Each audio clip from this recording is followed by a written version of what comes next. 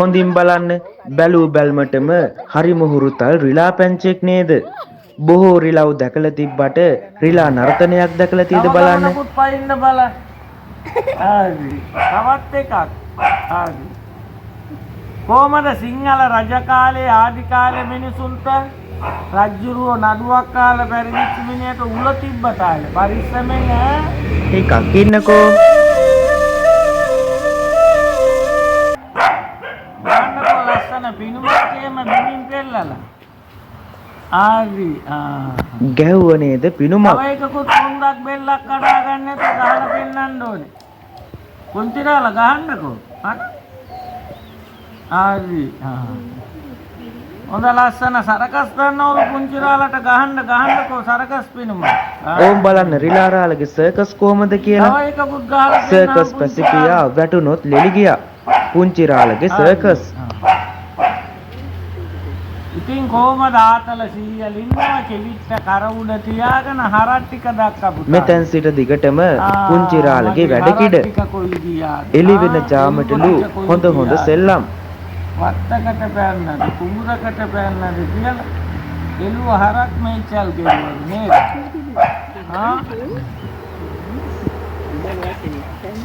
ඉතින් පුංචිරාල නැන්ද මාම බලන්න ගියාලු නේද? නැන්ද අම්මා මාමට ගොඩාක් කාලෙකින් තෑගි බෝ කරගෙන අවුරුද්දකට සැරයක් නැකන් ගියාලු. එන්න බලන්න. බොහොම බරෙන් බරට තෑගි උස්සගෙන නැන්ද මාමට ගියා කාලේ නේද? නැන්ද අම්මා බැන්නයි කියලා තරහ වෙලා. හරි වැඩේ පුංචිරාලට උනේ නේද? හොඳටම බැනලානේ. නැගිටංකෝ පුංචිරාලා තරහ ගන්න නැතුව. බෑ කියනවනේ. ඒකනේ. යාළුවෝ කට්ටියක් කන ගන්නවා. ඒත් බෑ කියනවා. අම්මා තාත්තා කතා කරනවා පෞසිද්ධ වෙනවා නැගිටම් බලන්න. ගොඩාක් බැනලා. කොහමද ඉස්කෝලේ පන්ති ගිය කාලේ හොරෙන් යාළු වෙච්ච කෙල්ල කතා කරනවා. දැක්ක නේද සතුට? පුංචිරාලා ගොඩාක් කොහමද? පුංචිරාලා දෙන්නත් එක්ක කතා කරපු තාලේ ගොඩාක් සතුටු වෙලා පුංචිරාලා ඇති බං ඇති. ගොඩාක් ඇති.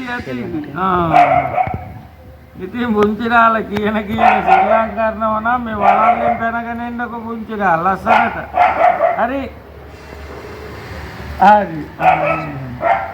තව ගමනකුත් පයින්න බලන්න. හරි. තවත් හොඳ බිනුමකුත් ගහන්න ඕන ලස්සනට පුංචිරාලා. කොටුව මෙහෙ දාලා නේද? ගහන්න බලන්න. උදින් තරකස් බිනුමක්. හරි.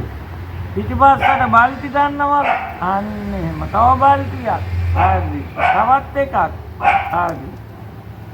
කොහමද සිංහල රජ කාලේ ආදි කාලේ මිනිසුන්ට රජ්ජුරුව නඩුවක් කාලා පරිවිච්ච මිනිහට උල තිබ්බ තාලේ පරිස්සමෙන් පුංචිරාලා උල තිබ්බ දැක්කද? ඉස්සර රජ දඬුවම් නේද? වරද්දක් සොයලා වැරදි මිනිහට කොහමද ඉස්සර මිනිස්සු හරි මේ ඉතින් තවත් බිමටත් බෑලා පොඩි කතා එකක් දෙන්න පින් සිද්ධ වෙයි කියලා සියලු දෙනාටම අද රටපට්ටමින් ගෙන ආවේ පුංචිරාලගේ වැඩකිඩ. දිග කොණ්ඩයක් දුන්නොත් ලේන්දි හිටන් අරන් දෙනවා. මේව දැක්කම කාට මතක් වෙන්න ඕන රටපට්ටම. සුබග ටීවී අපේ නාලිකාව සබ්ස්ක්‍රයිබ් කරලා තබා ගන්න කියලා ආදරෙන් මතක් කරනවා. මේ වගේ තවත් වැඩසටහනකින් හමු වීමේ අරමුණෙන් අදට සමු ගන්නවා. ටිකක් ඉන්නකෝ.